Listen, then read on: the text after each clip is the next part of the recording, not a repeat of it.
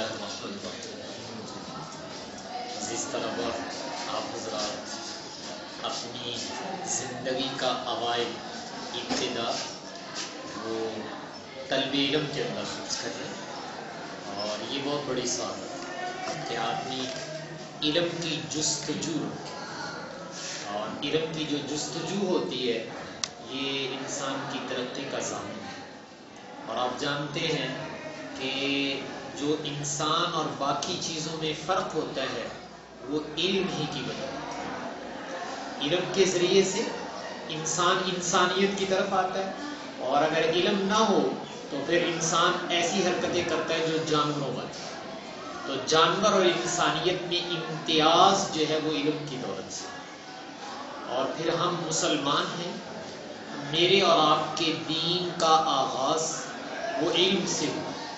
آپ لوگ اپنے اساتذہ سے سنتے ہیں کہ سب سے پہلی آیات جو رسول پاک صلی اللہ علیہ وسلم پر نازل ہوئی تھی سورہ علق کی ابتدائی آیات ہیں۔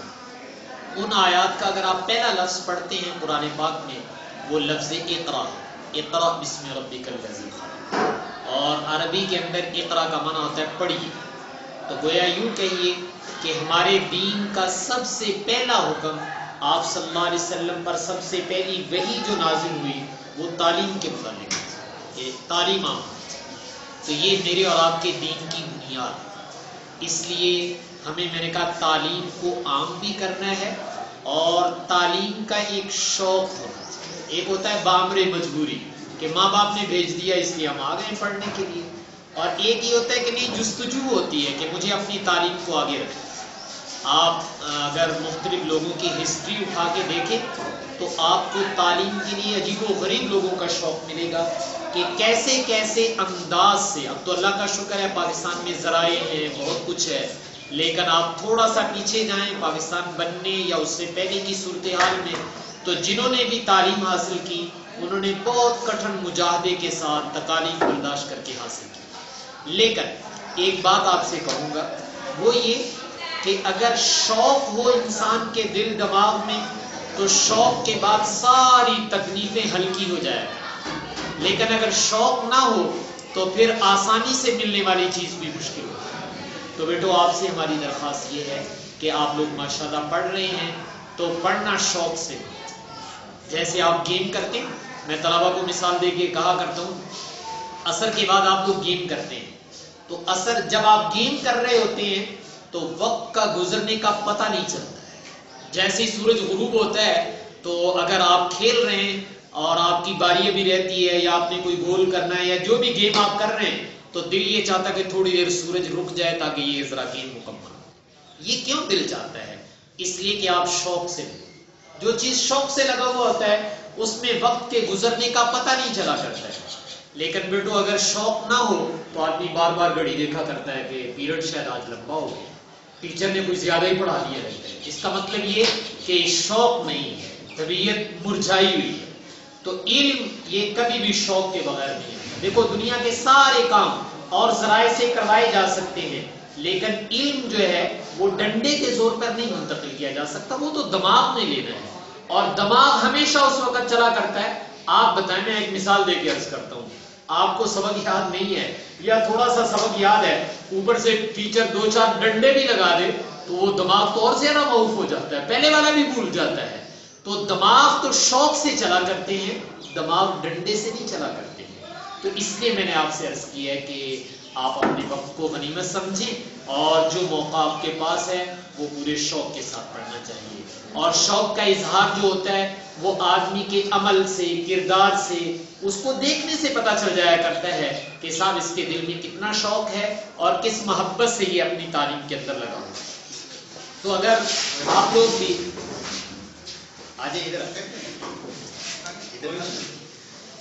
تو اگر آپ لوگ بھی اس طرح شوق سے یہ علم حاصل کریں گے تو علم آپ کا مقدر بنے گا، اور جو علم سے اللہ تعالیٰ ترقیات سے نوازا کرتے ہیں وہ ترقیات بھی آپ کا قدم چومیں۔ یہ یاد رکھنا، یہ کبھی اپنے بارے میں یہ نہیں ذہن میں آنے دینا کہ ہم دیہاتوں میں رہ رہے ہیں، ہم تو پسماندہ جگہ میں ہیں، ہم پتہ نہیں کون سے اسکول میں، ہم کیا کر سکتے ہیں۔ نہیں، جو اپنے احساس کمتری کا جو مبتلا ہے وہ کچھ بھی نہیں کر سکتا ہے، اور جس میں خود اعتمادی ہے وہ دنیا کی سب سے بڑی پاور بنا ہے جس میں خود اعتمادی، اور اللہ تعالیٰ سے خود اعتمادی مانگنی چاہیے. دیکھو جو شہروں میں یا بڑوں اسکولوں میں پڑھتے ہیں ان کے سر میں کیا اللہ نے 2 دماغ رکھے ہوئے یا ان کے 4 کان لگے ہوئے ہیں؟ نہیں، جو کچھ ان کے پاس ہے وہی میرے اور آپ کے پاس ہے. جو ٹیچر ان کے پاس ہیں شاید آپ کے پاس اس سے بھی زیادہ مخلص ٹیچر ہو. تو اللہ تعالیٰ نے ماحول دیا ہوتا ہے، لیکن میں نے کہا کہ مجھے اور آپ کو اپنی صلاحیت کا اندازہ کرنا چاہیے، پہچان جانا چاہیے. آپ نے وہ جو مشہور شعر ہے اقبال کا جس میں کہا گیا پا جا سراغ زندگی، کہ اپنی زندگی کا سراغ پا جاؤ تو پھر تم ہی تم، پھر تمہارے سامنے کوئی اور نہیں، دنیا کی کوئی طاقت نہیں ٹھہر سکے گی. لیکن اگر اپنی زندگی کا سراغ نہیں پا گئے کہ اللہ تعالیٰ نے ہمارے اندر کیا صلاحیتیں رکھی ہیں اور ہم مسلمان قوم ہیں، ہم دنیا میں کیا کچھ کر سکتے ہیں، اگر یہ میرے اور آپ کے اندر نہیں ہے تو پھر ہم نیچے کی طرف چلے جائیں. ایک حکایت نقل کر کے اپنی بات ختم کرتا ہوں کہ یہ جس کو ہم کہتے ہیں نا پاجا سراغ زندگی، کہ اپنی صلاحیتیں اللہ تعالیٰ نے جو پاور آپ کے اندر رکھی ہے، جو صلاحیتیں رکھی ہیں، جو آپ دنیا میں کام کر سکتے ہیں، وہ اس کا احساس اسی زمانے سے ہونا چاہیے. ہمارے بزرگ تھے، وہ ایک پنجابی کا جملہ بولا کرتے تھے، ممکن ہے آپ سمجھ جائیں، میں پہلے وہ جملہ بول دیتا ہوں. ہمارے یہاں پنجابی میں کہا جاتا ہے سوڑا جمدیاں دے منہ تکھے ہوئے. سمجھتے ہیں آپ لوگ اس جملے کو؟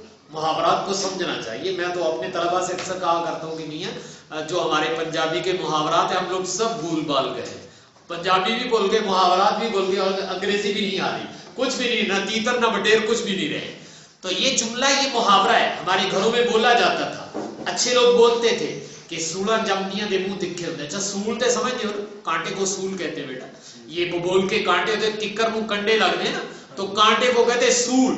تو آپ جانتے ہیں کہ جب کیکر کو کانٹے لگتے ہیں تو کانٹے کا منہ آگے سے تیز ہوتا ہے یا بعد میں گھڑ کے تیز کرتے ہیں اس کو؟ وہ پیدائشی طور پر تیز ہوتا ہے. اس کو پنجابی میں کہتے ہیں سوڑا جمدیاں دے منہ تکھے ہوتے. ٹھیک ہے. اور یہ ضرب المثل بولی جاتی ہے کہ جن بچوں نے مستقبل میں کچھ کام کرنا ہوتا ہے، وہ یہ نہیں کہ وہ جب بڑے ہو جاتے ہیں، بڑی عمر کے ہو جاتے ہیں تو پھر ان کے اندر کوئی صلاحیت پیدا ہوتی. نہیں بیٹو، ایسے نہیں ہوتا ہے. سوڑا جمدیاں دے منہ تکھے ہوتے یعنی وہ بچپن ہی سے ان کے اندر ہونہار پن ظاہر ہونا شروع ہو جاتا ہے. وہ بچپن ہی سے ایسے کام کرنے لگتے ہیں کہ دیکھنے والے، دور کی نظر دیکھنے والے پہچان جاتے ہیں کہ یہ بچہ انشاءاللہ کچھ نہ کچھ بنے گا اور یہ قوم و ملت کا نام ضرور روشن کرے گا. تو میں نے عرض کیا کہ آپ میں بھی اللہ نے وہ صلاحیت رکھی ہوئی ہے لیکن وہ چھپی ہوئی ہے. پہلی بات جو ہے وہ یہ کہ مجھے اور آپ کو خود احساس ہونا چاہیے کہ اللہ تعالیٰ نے میرے اندر بھی یہ صلاحیت رکھی ہے. اس کو اقبال مرحوم کہتے ہیں پاجا سراغ زندگی. تو یہ جو سراغ زندگی ہے اس پر میں نے کہا آپ کو ایک حکایت نقل کر دیتا ہوں جس سے آپ کو اندازہ ہوگا. کوئی بکریاں چرانے والا جنگل میں بکریاں چرا رہا تھا اور شیر کا چھوٹا سا بچہ کہیں اپنی غار سے باہر آیا اور اس نے دیکھا تو کسی بھی چیز کا چھوٹا بچہ خوبصورت ہوتا ہے. اس نے اٹھا لیا اور اٹھا کر گھر لیا اور گھر لا کے اپنی بکریوں کا دودھ اس کو پلانے لگا. دودھ پیتے رہے وہ بچہ، وہ بڑا ہوتا رہا. اب ہے تو شیر کا بچہ لیکن بکریوں کے ماحول میں رہتا ہے، بکریوں کا دودھ پیتا ہے. تو جیسے آپ نے دیکھا بکریاں چرانے والے اپنی بکریوں کے ساتھ چھوٹا سا کتا ساتھ لے جاتے ہیں حفاظتی اقدامات کے طور پر، تو یہ بھی ان بکریوں کی حفاظت کے لیے ساتھ آتا جاتا، لیکن ماحول اس کا بکریوں والا تھا. اب بکری اور شیر کی سوچ میں تو بہت فرق ہے، آپ جانتے ہیں شیر کی سوچ کہیں اور بکری کی سوچ تو اس کے مقابلے میں کچھ بھی نہیں ہے. تو یہ ان کے ساتھ رہ رہا تھا. ایک دن جنگل میں یہ بکریوں کے ساتھ گھوم پھر رہا ہے، کوئی بکری بھی اس سے نہیں ڈرتی ہے اور وہ اس کو اپنا بھائی سمجھتی ہیں.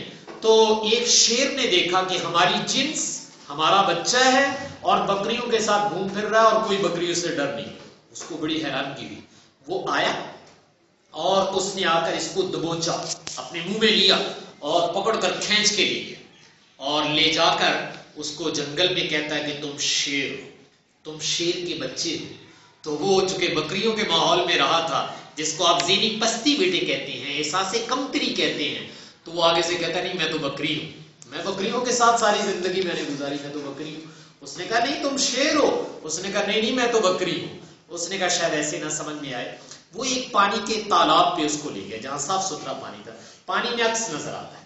تو اس نے وہاں کھڑا کیا، کہا دیکھو پانی کے اندر میری اور تمہاری تصویر ایک جیسی ہے یا الگ الگ ہے؟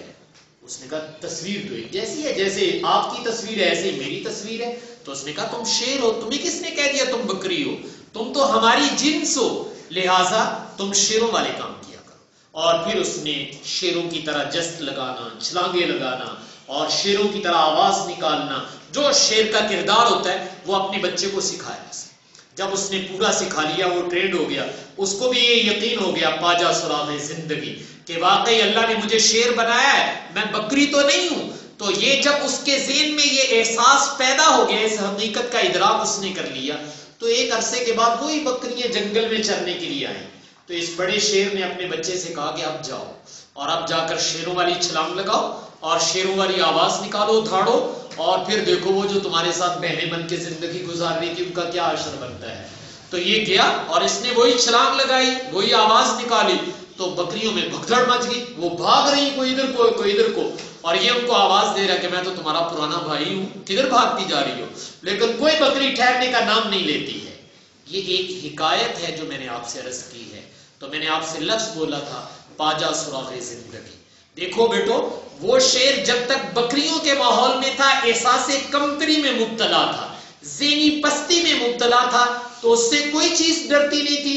حالانکہ اندر سے وہ شیر تھا، لیکن اس کو یہ پتا نہیں تھا کہ میں شیر ہوں. تو اس وجہ سے وہ بکریوں کے ساتھ رہ رہا تھا، بکریوں والے کام کر رہا تھا.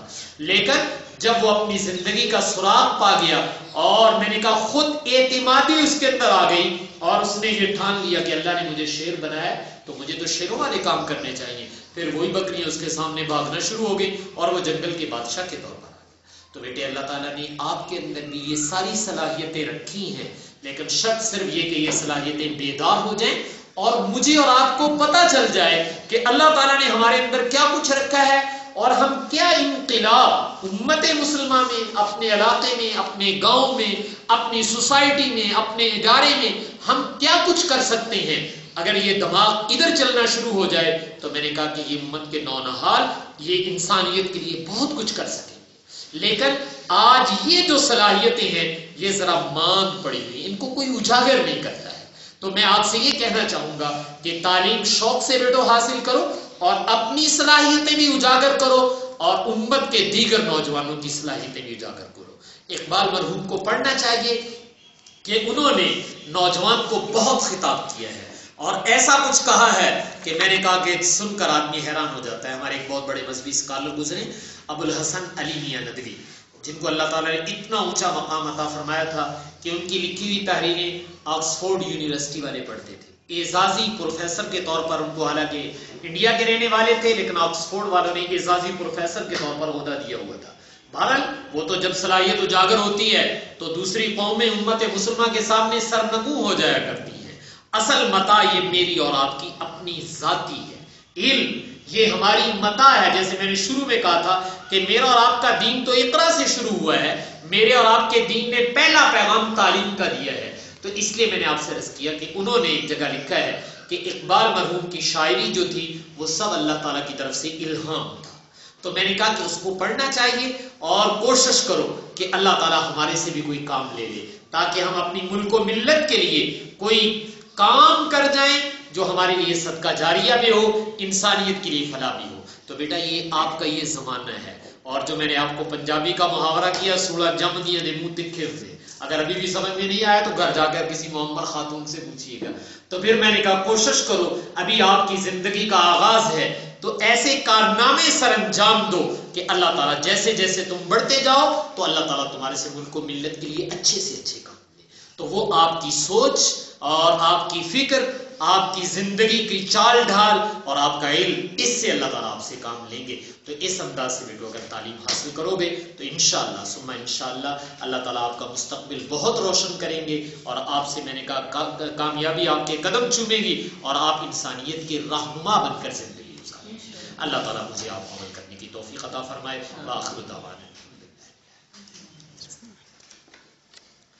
السلام علیکم.